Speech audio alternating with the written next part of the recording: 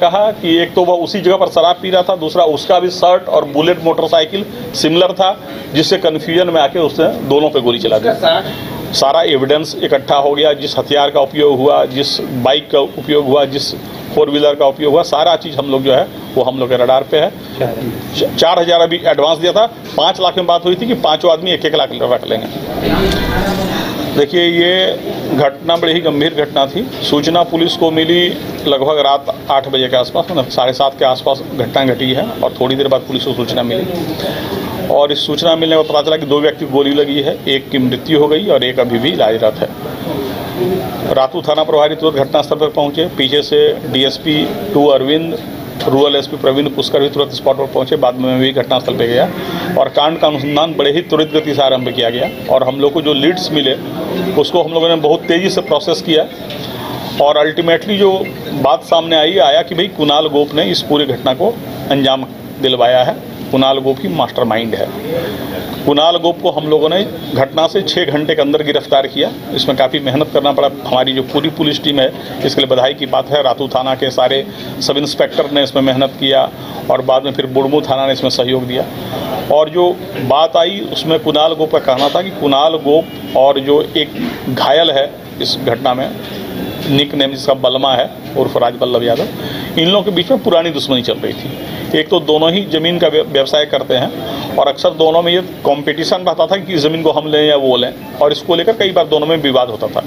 इस विवाद के चलते जो कुणाल का कहना है कि जो बलमा है, इसने इसके पिताजी को एक बार बेरहमी से मारा पीटा, और न केवल मारा पीटा, पूरे समाज में इस बात को फैलाया कि हमने इसके बाप को मारा है, अब कुणाल को मारेंगे। इसके चलते ये आक्रोशित भी था और तनाव में भी रहता था।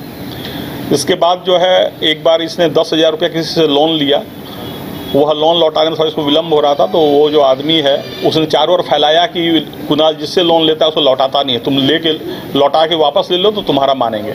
तो इससे इसकी बीवी ने सुना था, कुणाल की बीवी ने, और वो काफ़ी बेइज्जत महसूस की थी। तो लगातार दोनों में तनाव चला था। अल्टीमेटली इसने डिसाइड किया कि ये ज़मीन के मामले में भी हमें परेशान करता है और घर वालों को भी बेइज्जत कर रहा है, मेरे पिताजी को मारा है, इसने डिसाइड किया कि इसको मार देना है। जो प्लानिंग हुई घटना से 2 दिन पहले रखी हुई जी। घटना से 2 दिन पहले इसने उस आदमी को, जो क्रिमिनल से अरेंज किए गए, अपने मित्र और मित्र के भतीजा के द्वारा इसने शूटर को अरेंज किया। जब उसने दिखलाया कि इस टारगेट को कि हाँ इसे मारना है, तो वह एक ही बार देखा था, और साथ ही यह बताया था कि यूजुअली वो वाइट शर्ट पहनता है, बुलेट से चलता है। एक आदमी जो दूसरा मारा गया वह इस गलतफहमी में मारा गया कि वह गलती से उस दिन वह भी बुलेट से आया और वो भी वाइट शर्ट पहना था, और एक ही जगह पर बैठा हुआ था जहाँ पर दोनों लोग शराब पी रहे थे। तो इस कन्फ्यूजन में दूसरे को भी गोली लग गई है। पूरे घटना का खुलासा हो गया है। 6 लोग गिरफ्तार हुए हैं, जिसमें शूटर जो है वो 2 लोग हैं, एक इमरोज अंसारी है और दूसरा श्रीचंद प्रजापति, और विजय प्रजापति बाइक चला रहा था। बाकी 3 लोग प्लानिंग में थे, जो कुणाल के मित्र थे। जो हथियार का उपयोग किया गया, ये तीनों हथियार जब्त हो गया है। उसके साथ जिस गाड़ी से वो लोग आए थे वो गाड़ी जब्त हो गई है। पूरे घटना का पर्दाफाश हो गया है, और हम लोग इन्हें जल्द ही कड़ी से कड़ी सजा दिलवाएंगे। कमरे में क्या कुछ हुआ, इन लोगों ने फायरिंग क्या बताया ये? वो इन्वेस्टिगेशन का बहुत ज़्यादा डिटेल भी बताना उचित नहीं है, हम लोग उसको केस डायरी में मेंशन करेंगे। पर यह था कि वहाँ पर शराब जो होता है, देसी शराब, वहाँ पर एक पति पत्नी बेचते हैं, और वहीं पर जो है ये लोग रेगुलर पीने जाते थे।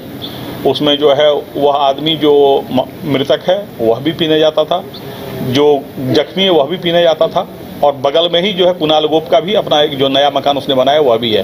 तो इन लोगों को पता था कि यहाँ पर इन लोगों का डेली आना जाना होता है, इसलिए रेकी करना और घटना को अंजाम देने में इन लोगों को आसानी हुई।